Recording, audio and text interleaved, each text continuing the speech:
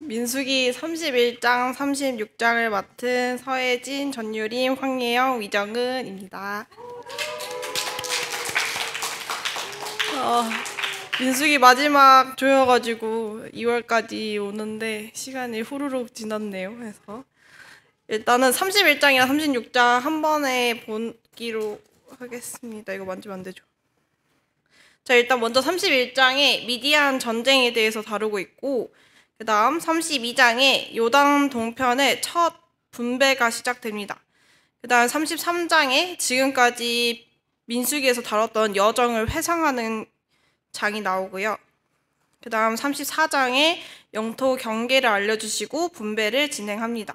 그래서 35장에 레이인에게 성 분배 그리고 도피성에 대한 얘기가 나오고요. 마지막 여자 상속인의 혼인법 36장이 나옵니다. 이 부분은 아까 여경자매님이 하셨던 부분이랑 조금 겹치는 부분이 있습니다. 자, 일단 먼저 민수기 31장은 미디안 전쟁에 대해서 나오게 되는데, 이제 이걸 알기 위해서 우리가 먼저 미디안 전쟁이 왜 일어났을지를 보면 좋겠죠. 2절에 보면은 이스라엘 자손의 원수를 미디안에게 갚으라 라고 봅니다. 그리고 밑에 보면 이 사건이 언제 나오냐면요, 25장을 보시면 돼요. 25장에 부올 사건이라고 나옵니다. 혹시 기억나시나요? 그 비누하스가 창으로 찔렀을 때. 그래서 그 밑에 보면 부올 사건, 고스비 사건이라고 불리긴 하는데, 모압과 미디안이 이스라엘을 무너뜨리기 위해서 이스라엘의 음행과 우상 숭배를 하도록 유인을 했잖아요. 그래서 결국에는 시므온 지파 이 장막에 고스비를 장막에 미디안 여인 고스비를 장막에 들였고, 이 죄 때문에 전염병으로 24,000여 명이 그때 죽었었던 걸로 기억이 나실 겁니다. 자, 그래서 그것 때문에 이 미디안 전쟁이 일어나게 됩니다. 그리고 이제 모세의 마지막 직무라고도 볼 수 있습니다. 자, 그래서 이 전쟁에 특이한 점이 한 번 있어요. 6절을 보시면 제사장 비느하스에게 성소의 기구와 신호 나팔을 들려서 함께 전쟁에 보내매. 근데 우리 보통 전쟁을 할 때 누가 나가죠? 그쵸? 보통 전쟁을 할 때 약간 이렇게 생긴 사람 군사가 나올 거 아니에요. 근데 이번에 갑자기 제사장이 성소의 기구를 가지고 나온다. 왜 이렇게 됐을지 한번 생각을 해보는 거예요. 물론 성소의 기구가 뭐 4개 중에 무엇인지 모르겠지만 제가 일단 등잔대를 갖고 왔는데 칼보다 좀 세 보이긴 해요. 하지만 때리는 걸로 쓰진 않을 거 아닙니까, 시민자민이. 왜 이렇게 생각했을까요? 마음속으로 생각해 보세요. 이유는 바로 하나님의 싸움이기 때문입니다. 그래서 결국에는 이 전쟁에서는 칼보다 성소의 기구를 든 제사장이 더 중요해요. 왜냐하면 우리가 전에 거룩하지 못한 적과 접촉을 했기 때문에 그거를 좀 오점을 닦아내기 위해서 진행되는 전쟁이기 때문입니다. 그래서 비누하스와 각 지파별로 퀴즈입니다. 몇 명씩 총 몇 명이 이 미디안 전쟁에 참여하게 됩니다. 네, 정영희대님. 1000명씩 12,000명 맞나요, 얘들아? 얘들아라. 미안해요. 죄송해요. 1000명씩 12,000명 맞나요? 맞습니다. 이거 유림자매님 주세요. 정영희대님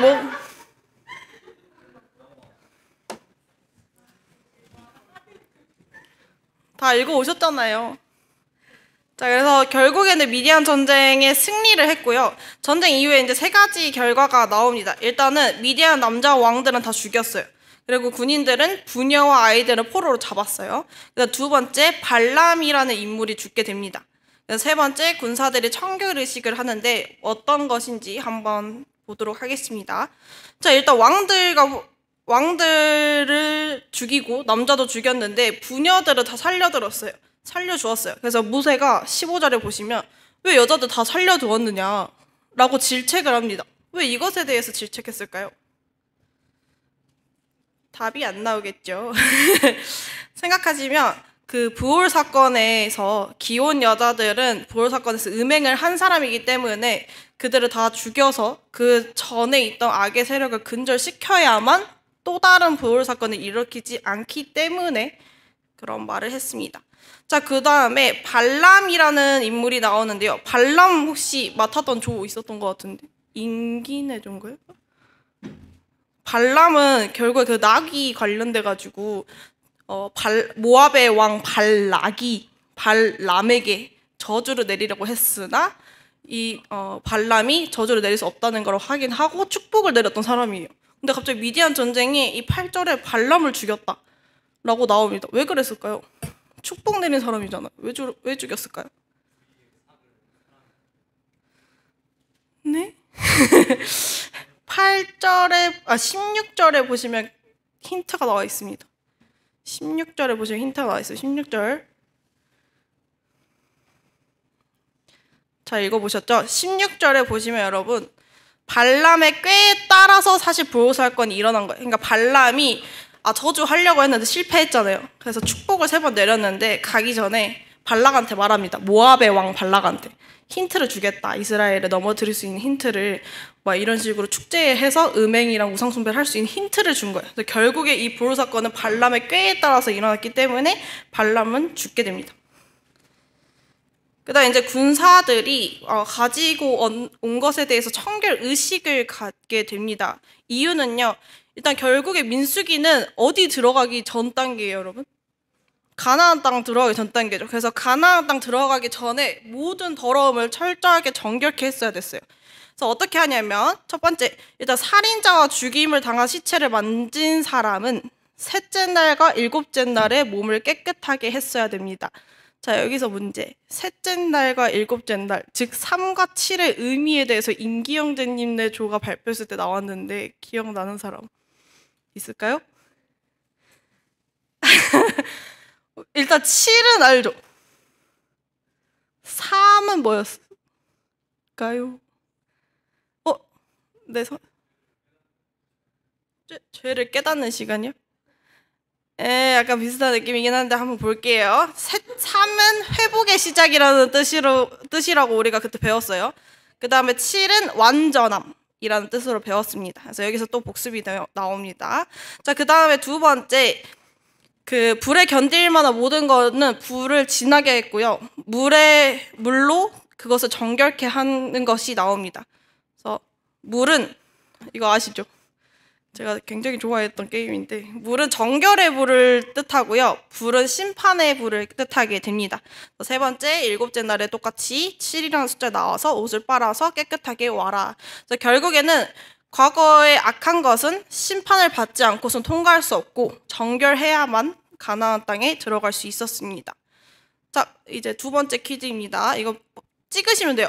미디안 전쟁을 나간 군인이 총 12,000명이 나왔죠. 이 중에서 사망한 군인의 수가 있습니다. 근데 빠르게 손든 예림 자매님. 빵명 맞습니까? 한 명도 안 죽었다고요? 맞아요? 진짜요? 진짜요? 네, 맞아요. 49절에 보시면요, 모세에게 말하되 우리 중 한 사람도 충나지 않았거늘. 그래서 이 미디안 전쟁에는 이스라엘 갔던 그 지파들 중에 아무도 죽지 않았습니다. 결국 이것이 뜻하는 바는 뭐예요? 이 전쟁은 그냥 사람과 사람 간의 전쟁이 아니라 하나님이 주관하신 전쟁임을 이 구절을 통해서 볼 수 있습니다. 그래서 31장 적용 부분을 보시면 그리스도인들은 이 세상을 통과하면서 항상 세상과 타협하지 않고 세상의 빛이 되어 세상을 비추셔야 되고, 또한 하나님은 악의 근원을 절대 방치하지 않습니다. 그래서 과거를 정리하지 않으면요, 신앙의 길을 가는데 자꾸 발목이 잡혀요. 더 이상 성장하지 못합니다. 그래서 나에게 발목 잡는 것이 무엇인지 알고 끊어내셔야 합니다. 그래서 밑에 보시면 다 같이 읽어보도록 할게요. 시작.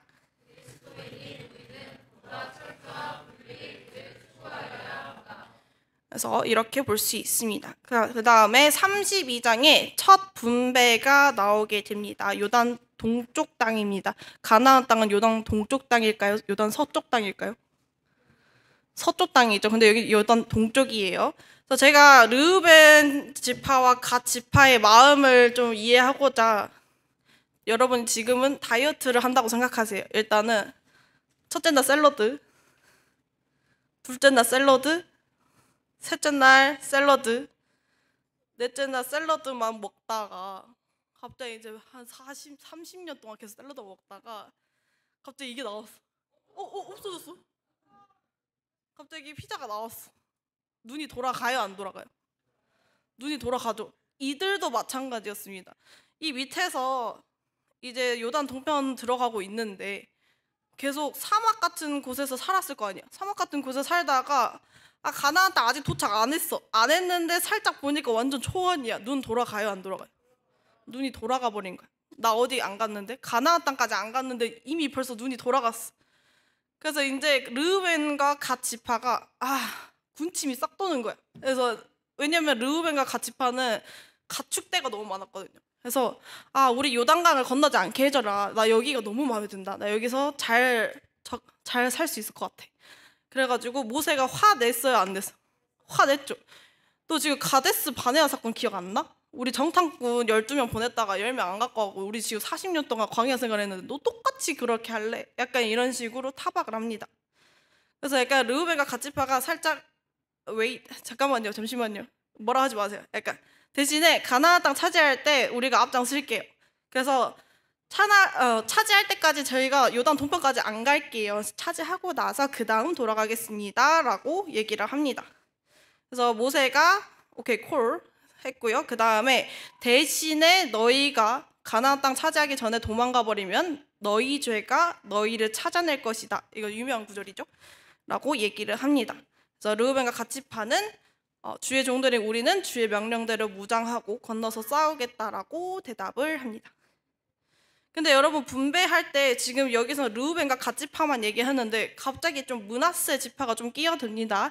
그래서 이거는 그냥 므낫세 지파가 상황을 보니까 동편 가져가는 게 조금 가능할 것 같아. 간보다가 얼른 그 므낫세 아들 마길이 길르앗 땅을 쳐가지고 아모리인을 쫓아내가지고 우리도 조금 받아갈게 해서 받아갑니다. 그래서 므낫세는 동므낫세, 서므낫세 두 개로 나눠집니다. 확인하세요. 자, 그래서 이들은 결국에는 잘된 판단을 한 거죠. 안 한 거죠. 잘못된 판단을 한 거죠. 집중하세요. 자, 그래서 이들은 결국에는 주님의 뜻은 주님의 땅은 가나안 땅에 있는데 그거를 가리운 채 내가 지금 당장 피자가 너무 먹고 싶어서 그거 먹어버린 거야. 그래서 육신적인 동기에 지배받아서 자기 지파만의 이익을 생각해버린 거죠. 그래서 결국에 이 결정이 낳게 되는 최후가 있습니다.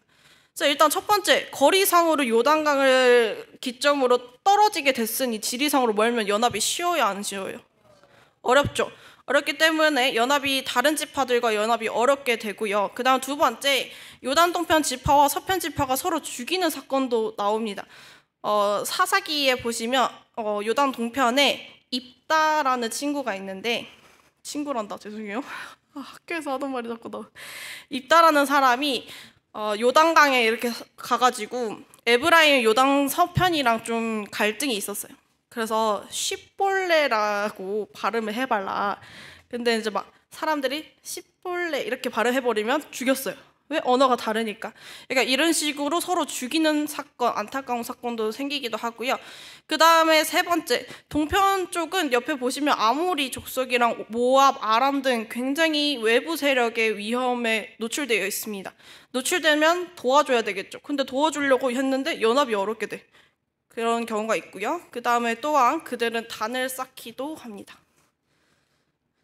그래서 32장의 적용 부분을 보면요. 이 세상에 속한 것으로 만족하고 있는지 하고 있지는 않은지 조심하시고, 그 다음에 영적인 요단강의 미달한 기반을 잡고 나 이제 다 왔다 라고 만족하지 않는지 조심하라고 합니다. 또 하나님 앞에서 우리 자신을 정직하게 판단하고 우리를 위해서 자기 자신을 버리신 하나님께 온전히 헌신하는 데 방해되는 것이 무엇이든 간에 일체 배격하라라고 이야기가 됩니다. 자, 그 다음 33장에 여정을 회상하는 부분이 나옵니다. 우리 막 긴 여행 갔다 와서 친구들이랑 이제 도란도란해서 우리 이때 이렇게 갔었지, 우리 먼저 여기서 밥 먹고 여기 가서 놀았다가 이런 식으로 회상하는 것처럼 33장에도 민수기 여행 일정을 회상하는 부분이 나와요. 그래서 33장 그 성경 구절을 보시면 뭐 어디에서 진을 쳤고 어디에 진을 쳤고 이런 식으로 나올 겁니다. 그래서 이걸 보면서 약간 잔잔하게 감동이 좀 있는 게, 하나님은 이 40년 동안 이들을 버리신 게 아니라 40년 동안 그의 손길로 그들을 인도하신다는 게 그 성경 구절에서 느껴져요. 그래서 그 백성들은 결국 옳은 길로 따라 자기에게 인도하셨고, 그래서 우리는 항상 매일 믿음 안에서 모든 염려와 자신의 소원을 전적으로 하나님께 맡기고 하나님과 동행하는 삶을 사셔야 합니다. 그래서 이것이 하나님의 평안과 축복을 누릴 수 있는 진정한 근원이라고 할 수 있습니다. 그 다음에 50절에서 56절에서 가나안 땅에 여러분들이 가게 되면 해야 할 일 3가지를 말합니다. 먼저 일단 정복을 해야 되겠죠? 정복을 하고 나서 가나안 땅이 믿고 있는 우상들이 있을 거예요. 우상들을 다 타파하고 거기에 있는 산당들을 다 제거를 해야 됩니다. 왜 이렇게 해야 될까요? 그냥 살려두면 되잖아. 왜 굳이 그렇게까지 해야 될까요? 라고 하시면 말 안 할 줄 알았는데 왜 그러냐면 여기서 말씀해 주십니다. 그래서 만약에 너희들이 원주민을 쫓아내지 않으면 이 남아있는 자들이, 여러분 그 손가락에 가시 박혀도 진짜 거슬리잖아요. 근데 옆구리에 찌르는 가시처럼 너희를 계속 괴롭힐 것이다. 만약에 너희가 그들을 멸망하지 않으면 계획했던 것처럼 너희가 멸망하게 될 것이다 라고 이야기합니다. 그래서 이때 당시에는 가나안 거민이 극도로 타락하고 부도덕한 부분에 있었기 때문에 그들을 멸하지 않으면 이스라엘이 또다시 어려움에 처할 것을 그가 아셨던 거죠. 그래서 결국엔 나중에 사사기와 열왕기상에서 이들이 우상 숭배를 하게 되죠. 그 다음에 민수기 34장으로 갑니다. 이때 영토 경계를 분배하게 됩니다. 자, 첫 번째, 가나안 땅의 경계는 여기서부터 여기까지 남쪽, 서쪽, 북쪽, 동쪽 경계를 나타냅니다. 그 다음 두 번째, 12지파를 땅을 분배하게 됩니다. 뭐를 통해서 분배하게 되죠? 이거는 초상 다 나와 있는데 다 같이 뭐를 통해서? 제비뽑기를 통해서 분배를 하게 됩니다. 그래서 9지파 반은 요단 서편, 2지파 반은 요단 동편. 왜 반이 나눠졌죠? 무슨 지파? 그렇죠, 므낫세 지파가 때문에 그럽니다. 자, 그래서 땅 분배를 위해서 엘르아살과 여호수아가 나왔고요. 돌 지휘관은 각 지파당 1명씩 뽑게 됩니다. 자, 여기서 문제. 땅의 분배를 이야기한 시점은 가나안 땅을 차지하기 전이에요, 후예요? 다 같이 말해볼까요? 이건 전이에요, 후예요? 전이다. 후다. 뭐야? 안 든 사람. 전이다. 네, 전이죠. 김치전 조용히 하세요. 자, 전이죠. 자, 인간이라면 사실 나 아직 땅도 안 차지했는데, 예를 들어서 나 아파트 보러 갔어. 나 아파트 사지도 않았는데 나 여기다가 뭐 텃밭 꾸리고 이렇게 얘기하고 있는 거야. 근데 하나님은 어떻게 아세요? 하나님은 확신하셨잖아요. 가나안 땅을 어차피 우리가 차지하겠다 거라는 거 확신하셨기 때문에 미리 분배를 나누셨던 거죠. 자, 그 다음 민수기 35장에 가시면 레위인에게 성 분배와 도피 성에 대해서 나오게 됩니다. 자, 여기 지도를 보시면요, 레위 지파가 나와 있나요? 레위 지파를 제외한 12지파의 땅이 나와 있습니다. 그럼 레위 지파는 도대체 어디서 사냐라고 하면 그 각 지파당 성읍을 나눠주기로 됩니다. 그래서 총 48성읍을 나눠주게 되는데 도피성을 6성읍, 그 다음 42성읍을 추가로 주게 됩니다. 제가 그냥 여담이지만 48의 의미가 나와 있더라고요. 그래서 48은 12 곱하기 4죠. 12는 완전수라고 하는데 그 수학 좀 하신 분들 완전수 아시죠? 완전수. 자신을 제외한 약수를 다 더했을 때 자신이 되는 거. 어쨌든 완전수를 뜻하고 4는 동서남북 사방을 뜻합니다. 그래서 결국에 48은 온 사방 모든 것들이 다 온전한 상태가 되었더라. 그러니까 이런 뜻이 있다고 합니다. 어쨌든 다시 돌아가서 이들이 성읍을 줄 때는 지파별로 땅을 많이 분배한 자는 성읍을 많이 줘야 되고요. 땅을 적게 받은 지파는 성을 좀 적게 줍니다. 굉장히 균등하게 분배됩니다. 그래서 레위 지파는 왜 땅을 안 주셨을까요? 왜 땅 안 줬었지? 왜 그랬을까요? 왜 그랬을까요? 대답할 부담을 갖지 않으셔도 돼요. 약간 생각만 하셔도 여러분들 사고력은 충분히 증가하니까. 왜냐하면 이들은 땅을 기업으로 삼는 사람들이 아니에요. 이들은 결국에는 제사장을 낳는 지파잖아요. 이들은 땅의 기업이 아닌 하나님만을 기업으로 삼는 사람들이기 때문에 주님이 레위인들에게 땅이 아닌 성읍을 줍니다. 왜? 성읍은 그래도 주셔야죠. 왜냐하면 보호할 수 있는 보호 장치로서 할 수 있기 때문입니다. 그래서 여기 보시면 뭐 자세히는 안 볼 건데 이런 식으로 나눠졌다고 합니다. 자, 이제 듣다 보니까 도대체 도피 성이 뭐냐, 말 그대로 도피했을 때 살 수 있는 성을 이야기합니다. 그래서 요단 동편에 3곳, 요단 서편에 3곳 이렇게 균등하게 분배가 되어 있어요. 지도 보시면 아시겠죠? 도피성이라는 것은 부지중, 그러니까 내가 진짜 위험하거나 고비에 있어서 어쩔 수 없이 살인한 자가 피신할 수 있는 성읍입니다. 그래서 지침이 따로 있습니다. 일단 이 사람이 사람을 죽였어요. 그래서 사건이 재판이 회부되기 전까지는 도피성에서 안전하게 있을 수 있고요. 근데 당연히 고의적으로 사람을 죽인 자는 거기서 살 수가 없어요. 사형에 처해야 됩니다. 벌금도 대신할 수 없고요. 그 다음에 사면을 받을지라도, 괜찮다고 사면을 받을지라도 거기 도피성에 대제사장이 죽은 뒤에 그 사람들이 고향으로 갈 수 있었어요. 그래서 결국에는 도피성에 있는 사람의 피값은 대제사장의 죽음을 통해 지불이 되었다고 할 수 있습니다.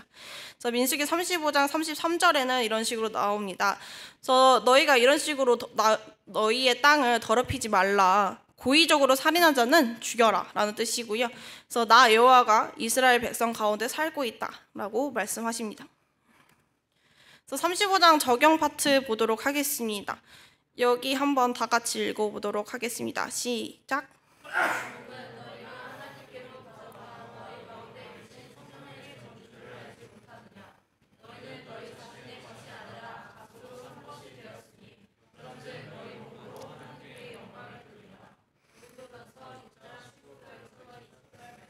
네, 이 부분이 가장 중요하다고 생각해서 뽑아봤고요. 그래서 마지막 36장은 짧게 끝내도록 할게요. 여기 부분은 우리 아까 여경자매님이 하셨던 슬로보핫이 또 나오는데요. 슬로보핫은 딸이 몇 명이었을까요? 방금 나왔잖아요. 6명이 누구예요? 몇 명이었어요? 4명이요? 네? 태준 형제님 좀 4, 6 사이에 5명이었습니다. 그래서 슬로보아가 5 딸들에 대해서 좀 나와요. 일단 슬로보아는 므낫세 지파입니다. 그래서 므낫세 지파는 딸만 5이에요. 딸 부자입니다. 아들만 5명인 것보다 나은 것 같아요. 자, 어쨌든 아들이 없으면은 유산은 딸들한테 간다고 27장 8절에 나왔죠. 그래서 딸들이 만약에 다른 지파 남자들의 아내가 되면은 므낫세 지파 땅이 거기로 살짝 넘어갈 수도 있고 완전 뒤죽박죽 섞일 수 있는 상황이었습니다. 그래서 그 므낫세 지파 사람들이 이의 제기를 한 거죠. 지금 그렇게 돼버리면 우리 지파 땅이 줄어들게 된다. 그러면 그 땅은 우리한테 다시 돌아오지 않을 것이다 라고 하니까 모세가 하나님께 명령을 받아서 슬로보아스 딸들은 그 조상 지파 종족들에게만 시집을 가거라. 결국에는 므낫세 지파 안에서만 결혼을 해라라고 얘기를 했습니다. 그래서 슬로보아의 딸들은 그것을 불순종했죠. 안 했어요. 집중하세요. 안 했어요. 순종했습니다. 순종해서 그들의 숙부의 아들들, 즉 사촌이랑 결혼을 했다고 합니다. 그래서 결국에는 므낫세 지파 재산은 므낫세 지파 그대로 남게 되었고, 하나님은 슬로보아스의 딸들의 유산 권리를 인정해 주었고, 딸들은 하나님이 말씀하신 것 순종해서 믿고 따랐다고 합니다. 자, 그래서 이거 31장부터 36장 아닙니다. 이제 민수기가 끝났고요. 민수기를 총 망라를 해보자면 1절부터 8절까지 출발을 먼저 했죠. 출발 먼저 했고 고난의 행군했고 재정비하고 대적들 해서 결국 가나안 준비까지 해서 민수기가 마무리됐습니다. 그래서 이렇게 보면 우리가 많은 것을 배웠네요. 머릿속에 남는 게 많진 않지만 그래서 우리는 이제 전체적으로 민수기가 전체적으로 우리한테 주는 교훈이 뭔지 3가지를 좀 뽑아봤는데요. 첫 번째는 형제님들이 읽어주시겠습니다. 시작. 순종을 하면요 축복이 오고요. 불순종하면 심판이 반드시 따른다라는 게 민수기에 나와 있는 교훈입니다. 자, 두 번째는 자매님들이 읽어주시겠습니다. 시작. 하나님들은 항상 공의로우시고 하나님들이라고 하면서 하나님은 항상 공의로우시고 신실하심은 절대 흔들리지 않는다는 것을 볼 수 있습니다. 자, 그다음 세 번째는 다 같이 읽어보도록 하겠습니다. 시작. 무슨 일이 있던 간에 신앙의 중심만을 잃지 않고 살아가는 동북교회 청년들이 됐으면 좋겠습니다. 감사합니다.